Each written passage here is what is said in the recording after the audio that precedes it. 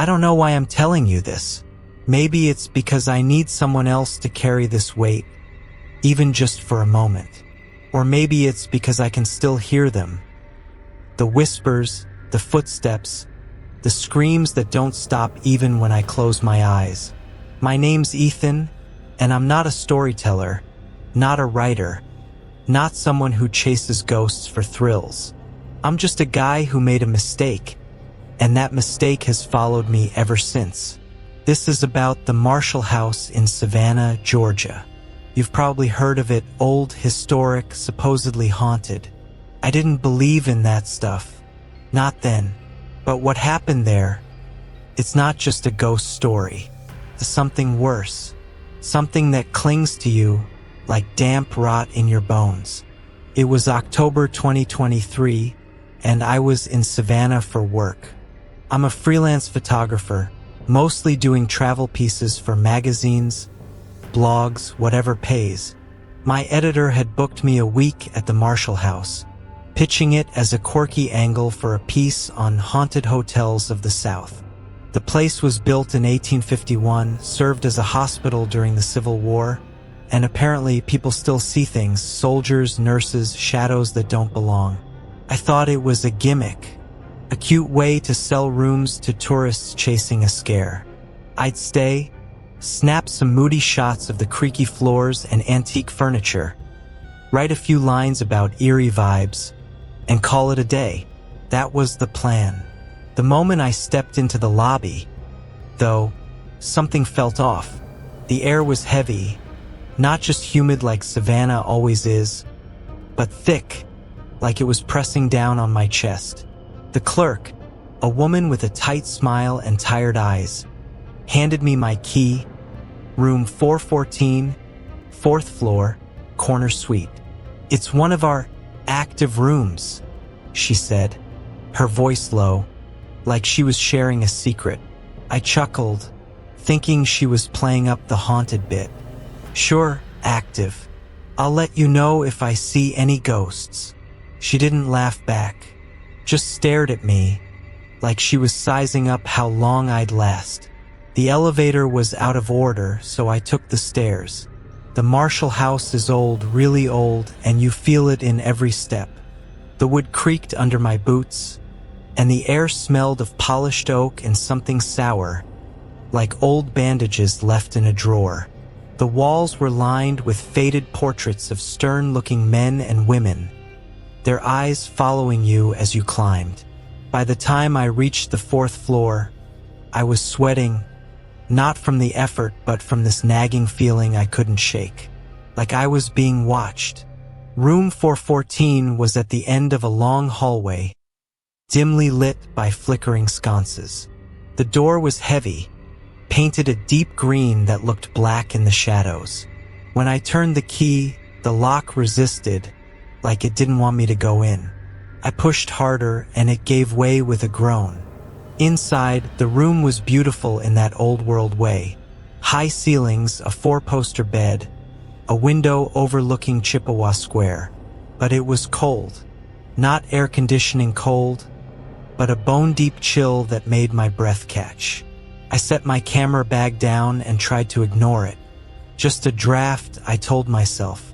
Old buildings have drafts. That first night, I didn't sleep.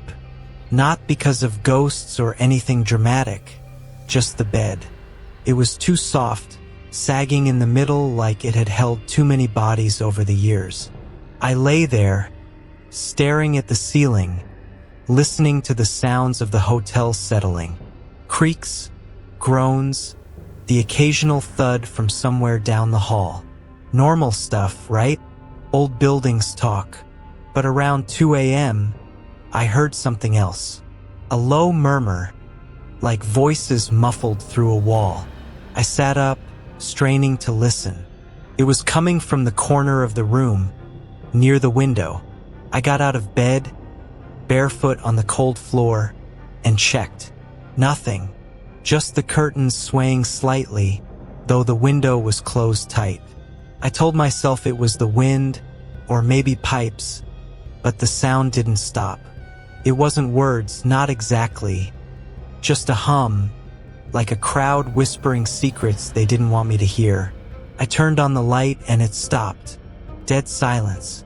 I laughed it off, feeling stupid, and crawled back into bed.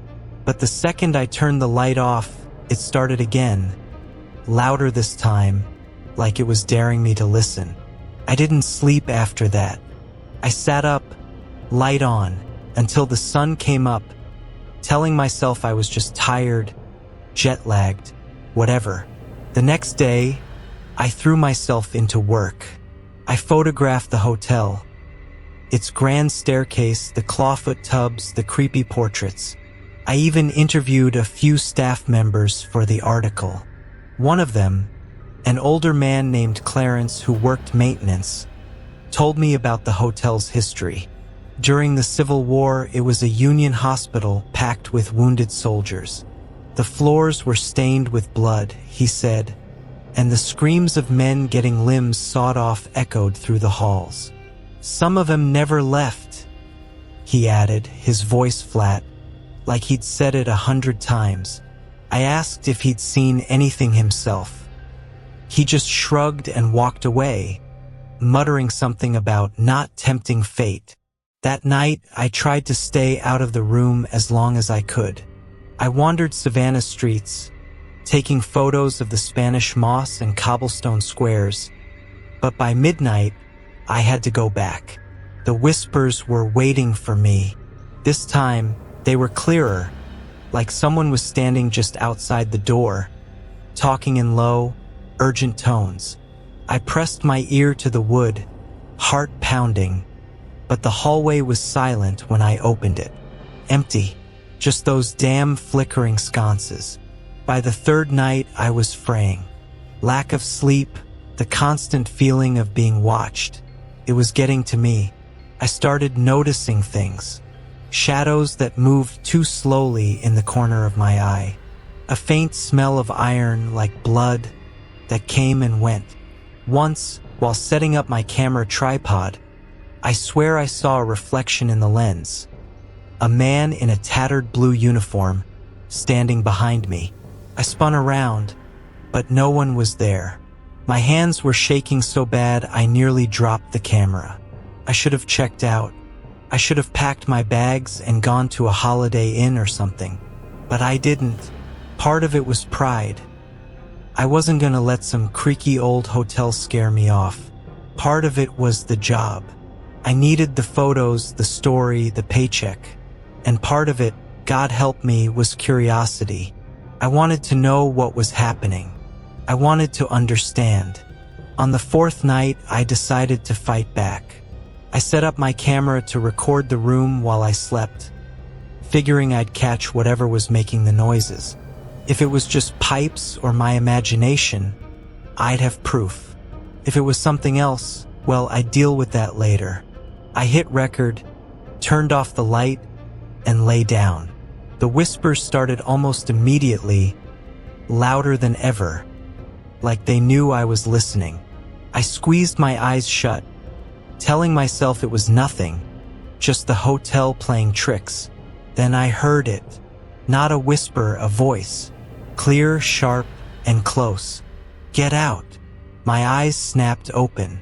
The room was pitch black, but I could feel something, someone, standing at the foot of my bed. The air was heavy, like a storm about to break.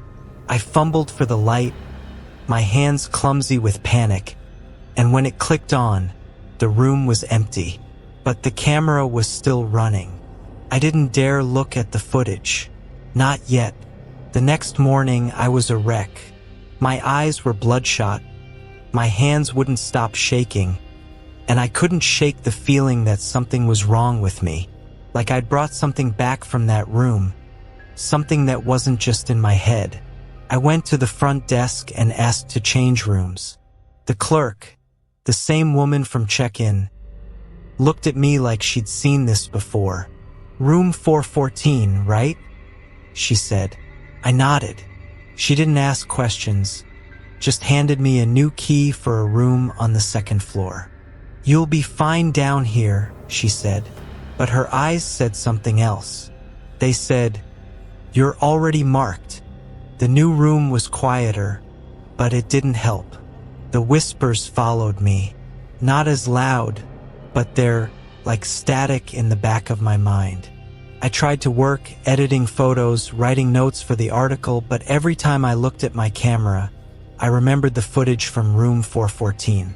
I hadn't watched it yet. I couldn't bring myself to, but I knew I had to. If I was going to finish this job, if I was going to keep my sanity, I needed to know what was on that tape.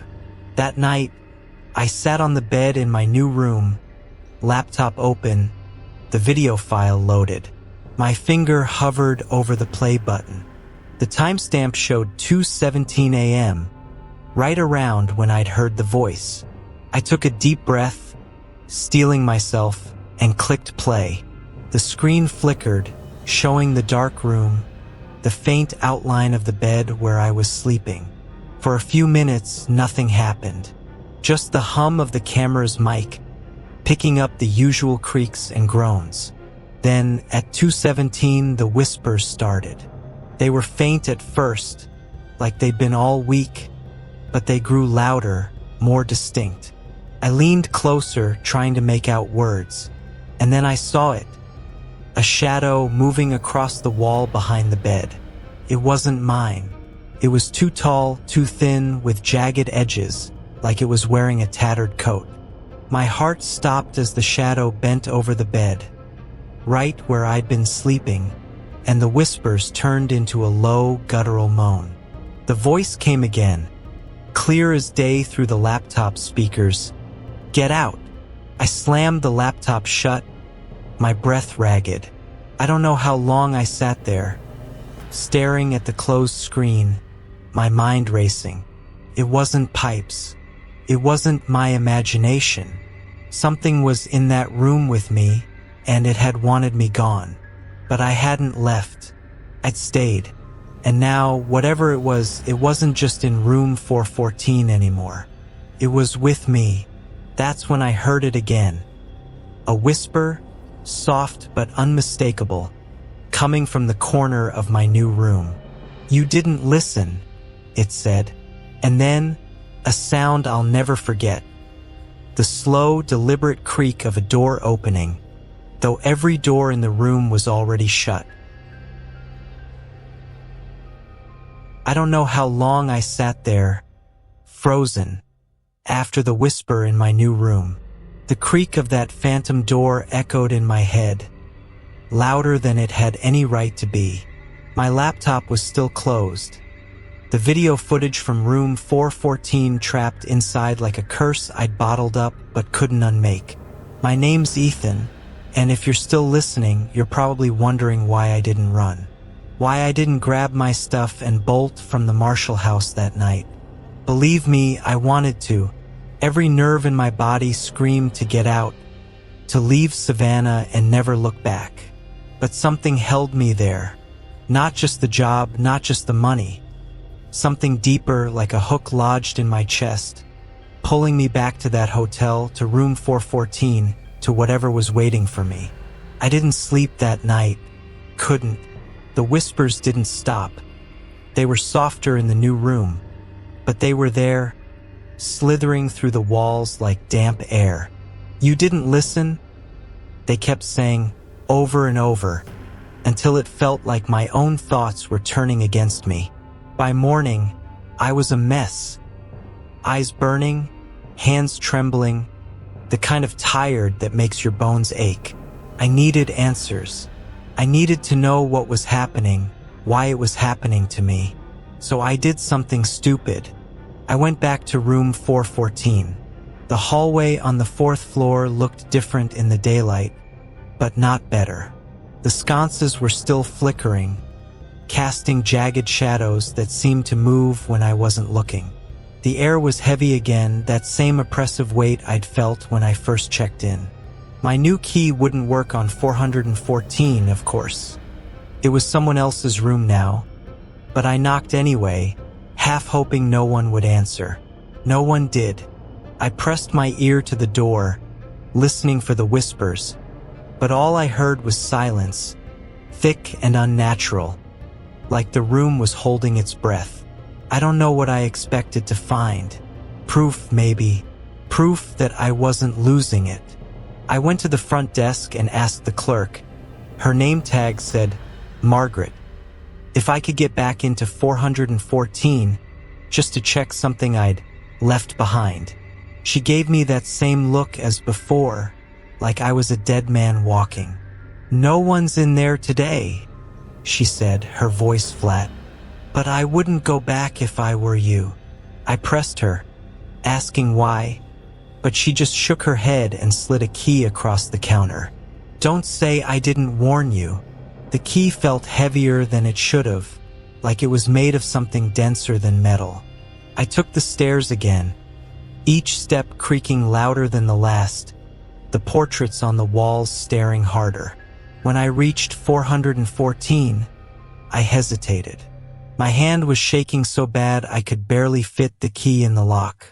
The door groaned as it opened, and that same bone-deep cold hit me like a wave. The room looked exactly as I'd left it. The four-poster bed, the heavy curtains, the faint smell of iron lingering in the air. But it felt different, wrong, like I'd walked into a place that wasn't meant for the living. I set my camera bag down and pulled out my laptop, forcing myself to sit on the edge of the bed. I had to watch the rest of the footage. I had to know what was on it, what I'd missed.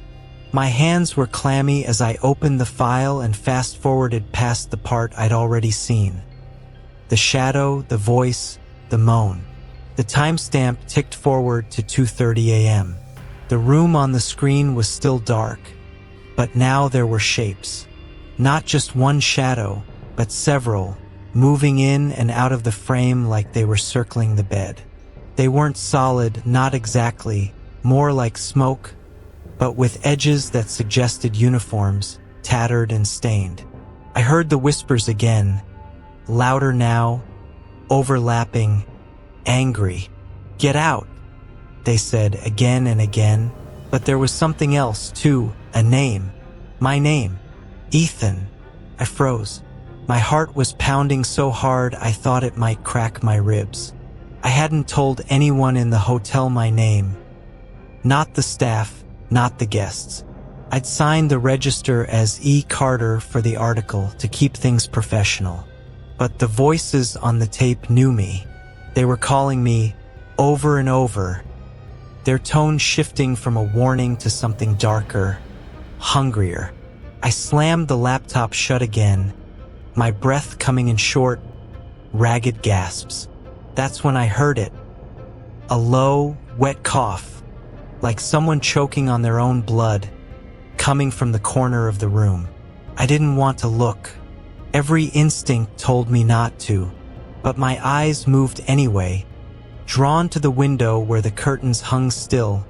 Despite the draft I could feel on my skin, there was nothing there. No figure, no shadow, just the empty corner. But the cough came again, closer this time, and now there was a smell. Stronger, sharper, like blood and decay. I grabbed my laptop and stood, backing toward the door, my eyes darting around the room. Who's there? I said, my voice cracking. No answer. Just that cough and then a new sound. A slow, deliberate drag, like boots scraping across the floor. I don't remember running. 1 second I was in 414, the next I was in the hallway, the door slamming shut behind me. My laptop was still clutched to my chest, my camera bag slung over my shoulder. The hallway was empty, but I could still hear the drag of those boots, faint now, like they were pacing just beyond the door. I didn't wait to find out. I took the stairs 2 at a time, nearly tripping, and didn't stop until I was back in the lobby, sweating and shaking like I'd just outrun death itself. Margaret was still at the desk, watching me with those tired eyes. Told you, she said, not even pretending to be surprised. I wanted to yell at her, to demand why she'd let me go back, but I couldn't find the words. Instead, I asked for Clarence, the maintenance guy. Maybe he'd know something, anything, about what was happening. Margaret pointed me to the basement where he was fixing a pipe. "But don't expect him to tell you much," she said. "He knows better than to talk about them."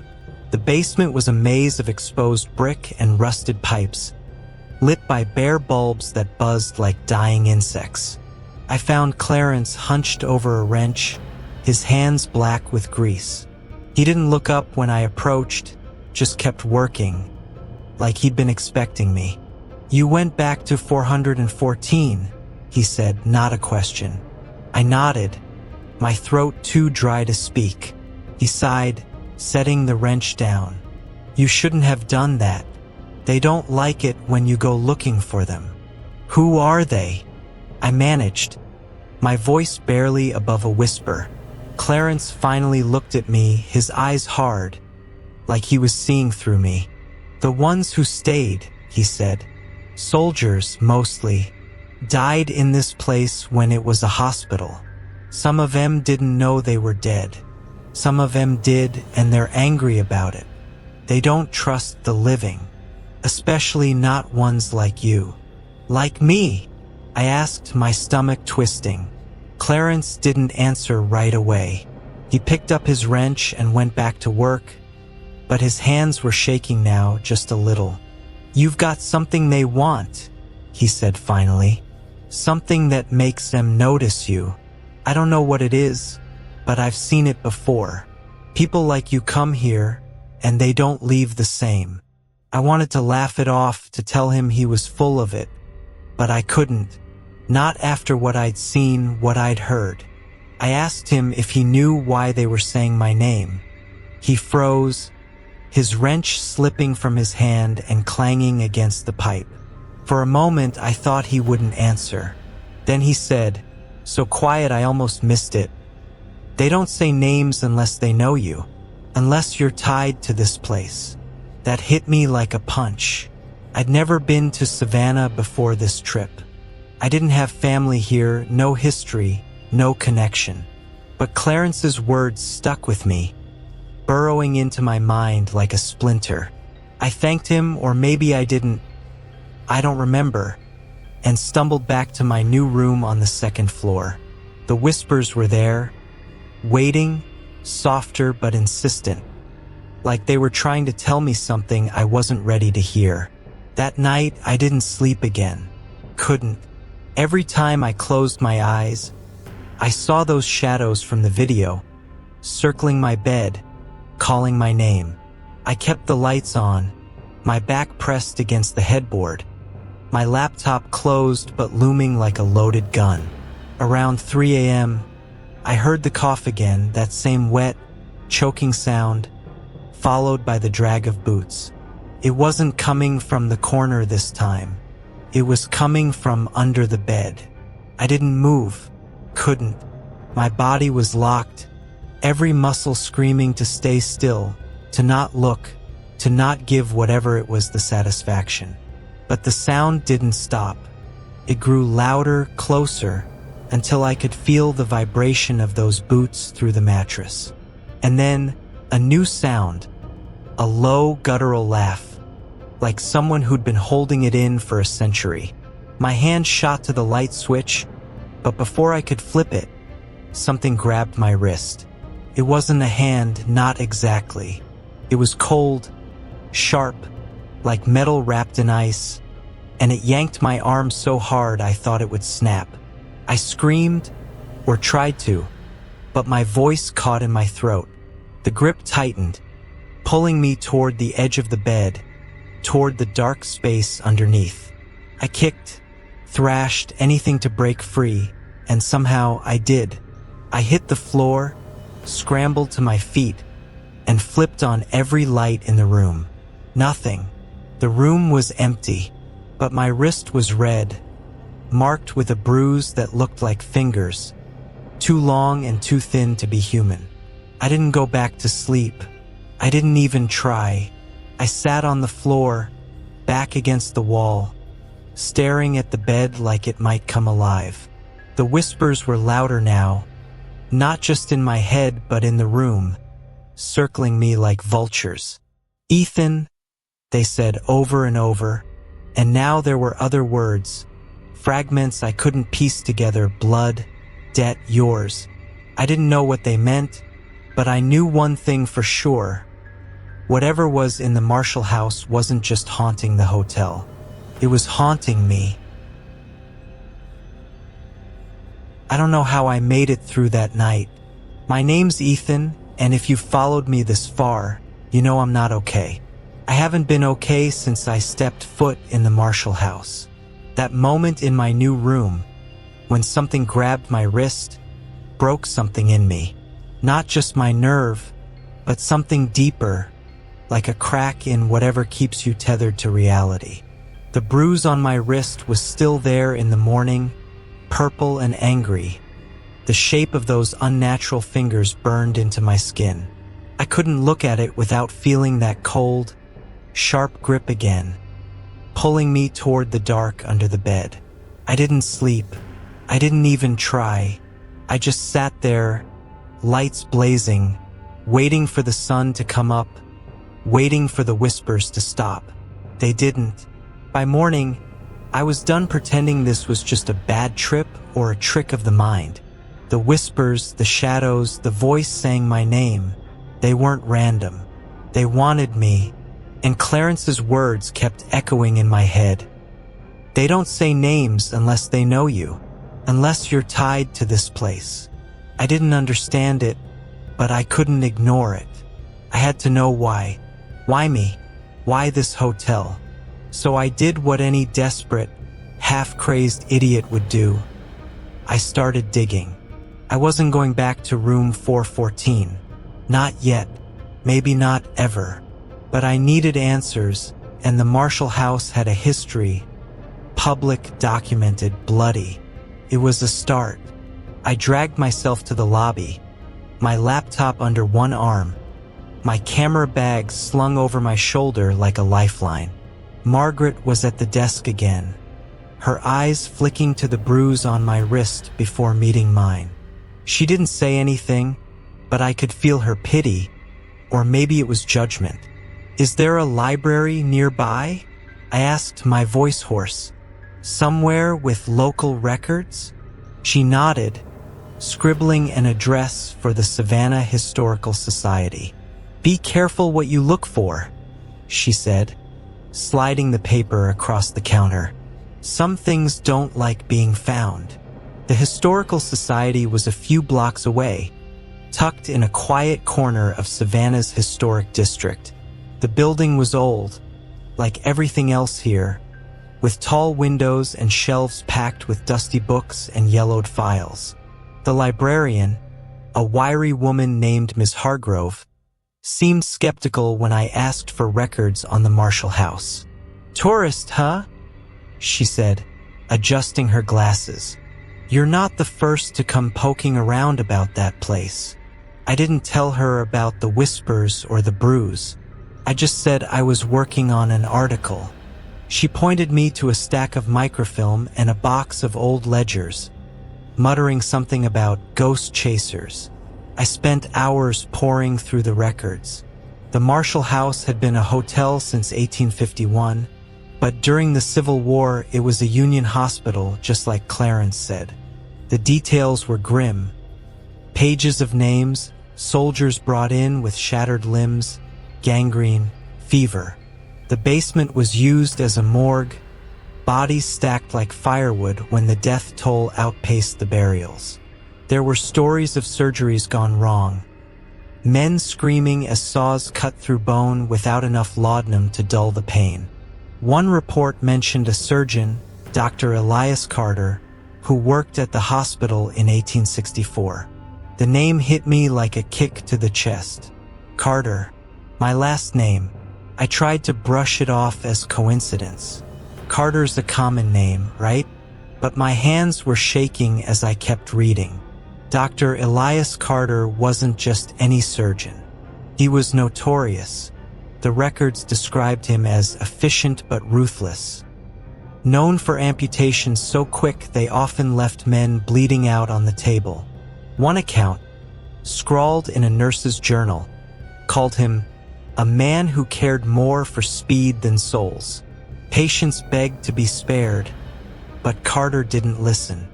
He had a reputation for experimenting too, testing new techniques, new tools, even when the soldiers didn't survive. By the end of the war, dozens of men had died under his knife, their names listed in a ledger like a tally of sins. I sat back, my head spinning. Elias Carter. Was he related to me? My family wasn't big on genealogy. My dad left when I was a kid, and my mom never talked about his side. But I couldn't shake the feeling that this wasn't random. The whispers, the shadows, the voice saying Ethan. They knew me, and now this name carved into the history of the very place that was tearing me apart. I needed more. I needed to know if I was connected to this man, this monster. I left the historical society and went back to the hotel, my mind racing.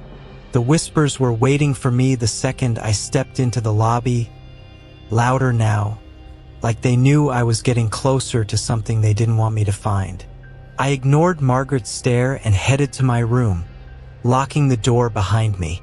My laptop was still there, the footage from 414 unopened since that night. I didn't want to watch it again, but I had to. If there was a clue, something tying me to this place, it might be in there. I opened the file, my heart pounding, and let it play. The shadows were back, circling the bed, their shapes clearer now. Tattered uniforms, missing limbs, faces half-formed in the dark. The whispers were a chorus, angry, accusing. Ethan, they said again and again, but now there were other words, sharp and cutting. Blood. Debt. Carter. I froze, my breath catching. They were saying his name too. Elias Carter.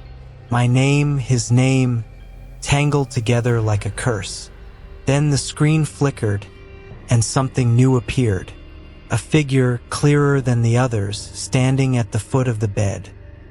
He was tall, gaunt, wearing a long coat stained with dark patches that looked like blood. His face was wrong, too pale, too sharp, with eyes that didn't blink. He leaned forward, toward the camera, toward me, and spoke, not in a whisper, but in a voice that cut through the static like a blade. "You owe us," he said. "You owe us all." I slammed the laptop shut, my hands shaking so bad I could barely breathe. The room was spinning, the air thick with that iron and decay smell. I stumbled to the bathroom, splashing cold water on my face, trying to pull myself together.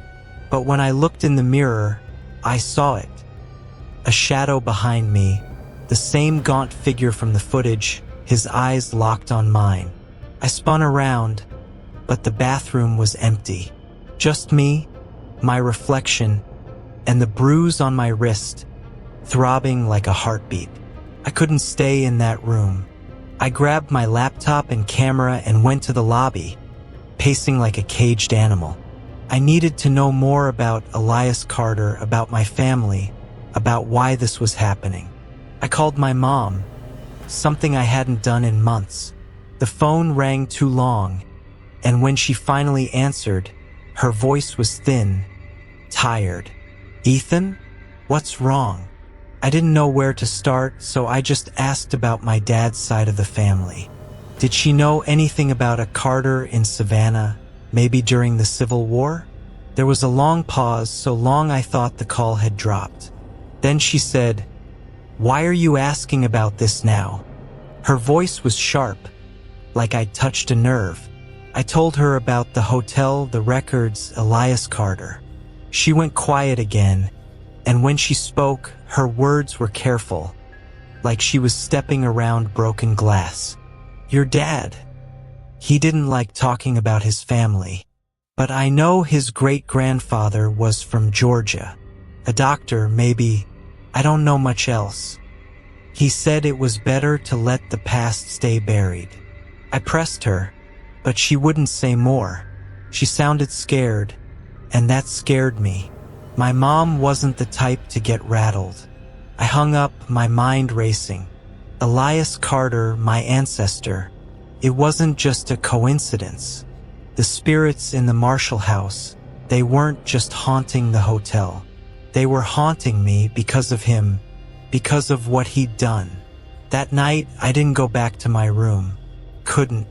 I sat in the lobby, surrounded by the hum of tourists and the clink of wine glasses. But it didn't matter. The whispers followed me, louder now, angrier. They weren't just saying my name anymore. They were accusing me. Blood, they said. Debt. Yours. And then, a new word. One that made my skin crawl. Pay. I don't know when I started seeing them. Not just shadows, but figures. Soldiers. Their uniforms torn. Their faces hollow. Standing in the corners of the lobby. Watching me. No one else seemed to notice. A couple laughed over drinks. A family checked in with their kids. But the soldiers were there, their eyes fixed on me, unblinking. One of them, the gaunt man from the footage, stepped closer, his boots dragging across the floor. I could see him now, clear as day. His coat soaked in blood, his hands clutching a rusted scalpel. He didn't speak, but his eyes said everything. He wanted something, something I didn't know how to give. I bolted from the lobby, out into the Savannah night, the air thick with humidity and the scent of moss. But the whispers followed, and so did the soldiers. I could hear their boots behind me, slow and deliberate, matching my steps. I didn't look back. Couldn't. I ran until I reached Chippewa Square, collapsing on a bench, my chest heaving. The square was quiet, lit by gas lamps that flickered like the sconces in the hotel. I thought I was safe, just for a moment. Then I heard it, the wet, choking cough, right behind me. I turned, and there he was, the gaunt man, standing under a lamp, his scalpel glinting in the light. His lips moved, and I heard his voice, not in my ears but in my head. "You can't run," he said. "The debt is yours." And then he was gone, vanishing like smoke, leaving me alone in the square with the whispers still ringing in my ears. My name's Ethan, and if you've made it this far, you know I'm not the same person I was when I checked into the Marshall house. I don't think I'll ever be that person again. What happened in Savannah, in that hotel in room 414, it didn't just scare me. It broke me, took something from me, something I can't get back. And the worst part? I'm still not sure if it's over. The whispers, the shadows, the weight of it all. They're still with me even now, as I sit here telling you this. I thought running from the hotel would save me. I thought understanding the truth would set me free. I was wrong. After that night in Chippewa Square, when the gaunt man with the scalpel appeared under the gas lamp, I knew I couldn't keep running. The spirits weren't just haunting the Marshall house. They were tied to me, to my blood, to a debt I didn't understand but couldn't escape. The name Elias Carter, my ancestor, was the key, and I had to face it. I had to go back to the hotel, back to room 414, to find out what they wanted, to find out what pay meant. It was late, past midnight, when I returned to the Marshall house. The lobby was empty, the lights dimmed, the air thick with that familiar iron and decay smell. Margaret wasn't at the desk, thank God. I couldn't handle her knowing stare. I took the stairs, each step heavier than the last, the creaks of the wood sounding like warnings. The portraits on the walls seemed to lean closer, their eyes sharper, like they knew what I was walking into. By the time I reached the 4th floor, my heart was pounding so hard I could feel it in my throat. The hallway to room 414 was darker than I remembered, the sconces barely flickering, casting long, jagged shadows that seemed to move on their own. The key Margaret had given me was still in my pocket, cold and heavy, like it was trying to pull me back. I stood in front of the door, my hand trembling as I slid the key into the lock. It turned with a groan, and the door swung open, revealing the same cold, oppressive room I'd fled days ago. The four-poster bed, the heavy curtains, the window overlooking the square.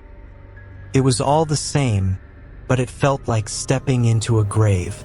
The whispers started immediately, not soft anymore but loud, overlapping, a chorus of rage and pain.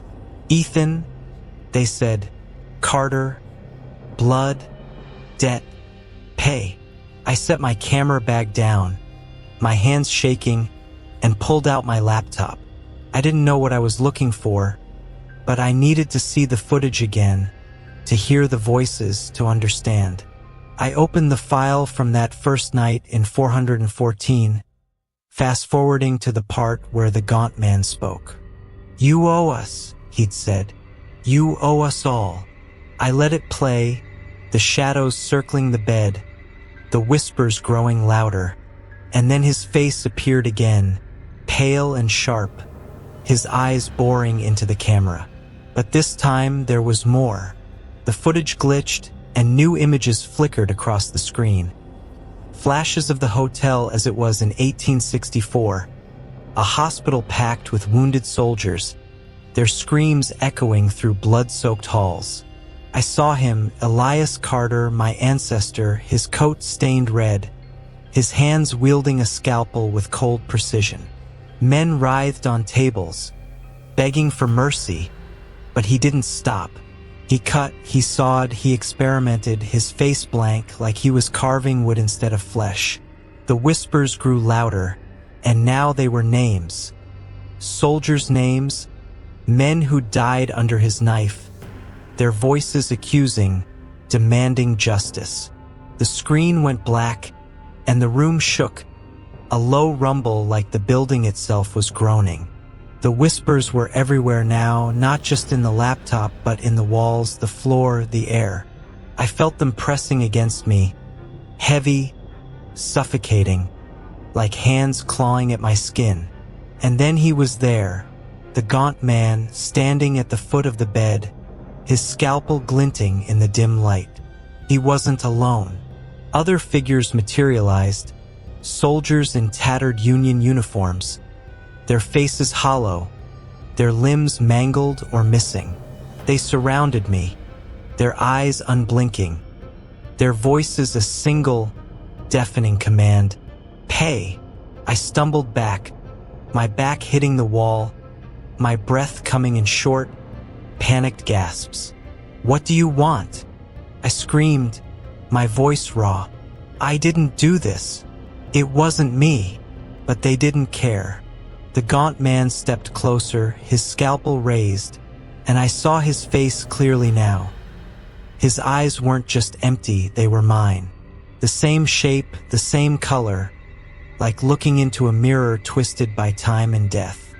"You carry his blood," he said, his voice cutting through my skull. "You carry his debt." I don't know how I knew what they wanted. Maybe it was the whispers, maybe it was the footage, maybe it was some buried instinct that had been clawing its way out since I first stepped into this hotel. They wanted justice. They wanted Elias Carter to pay for what he'd done, for the lives he'd taken, the pain he'd caused, the experiments he'd performed on men too weak to fight back. But Elias was long dead, and I was the closest thing they had. His blood ran in my veins, and they weren't going to let me walk away. The room grew colder, the air so thick I could barely breathe. The soldiers closed in, their hands reaching, their fingers brushing my skin like ice. I saw flashes of their deaths, screams, blood, the glint of a scalpel, Elias's cold eyes. I felt their pain, their rage, like it was my own. My knees buckled, and I hit the floor, my hands clutching my head as the whispers screamed inside me. Pay, they said. Pay with blood. I don't know how long I was on the floor, curled up, trying to block them out. Minutes, maybe hours. But then I heard something else. A voice, not a whisper, but clear, human, and close. Ethan, get up. It was Clarence, the maintenance guy, standing in the doorway, his face pale but steady. He grabbed my arm, pulling me to my feet, his grip strong despite his age. You can't stay here, he said, his voice urgent. They'll take you if you do. I let him drag me out of 414, down the hall, down the stairs, back to the lobby. My head was pounding, my vision blurry, but his words cut through the fog. They've been waiting for you, he said. Once we were outside, the night air hitting my face like a slap. For a Carter. I didn't know it was you, not at first, but they did. They always know. I asked him what he meant, my voice shaking. He looked at me, his eyes heavy with something like pity. Elias Carter didn't just kill those men, he said. He made a deal with something older, darker than the spirits here. He offered their souls for power, for knowledge. And they've been trapped ever since, tied to this place, waiting for someone to settle the score. You're his blood, Ethan. You're the one they want. I didn't want to believe him. I didn't want to believe any of it.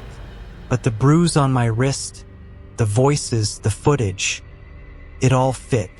I asked Clarence what I could do, how I could stop it. He shook his head. You can't stop it.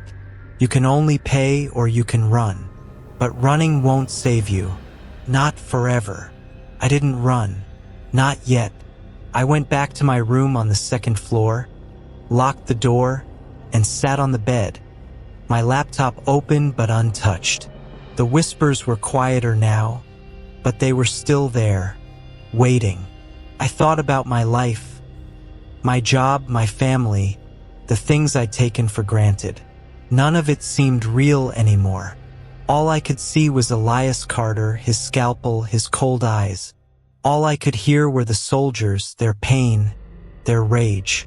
The next morning, I checked out. I didn't tell Margaret why, didn't look at Clarence as I passed him in the lobby. I just left, my camera bag slung over my shoulder, my laptop tucked under my arm. I thought leaving Savannah would end it. I thought distance would make the whispers fade. But I was wrong. I'm telling you this now, months later, because they're still with me. The whispers, the shadows, the gaunt man with my eyes.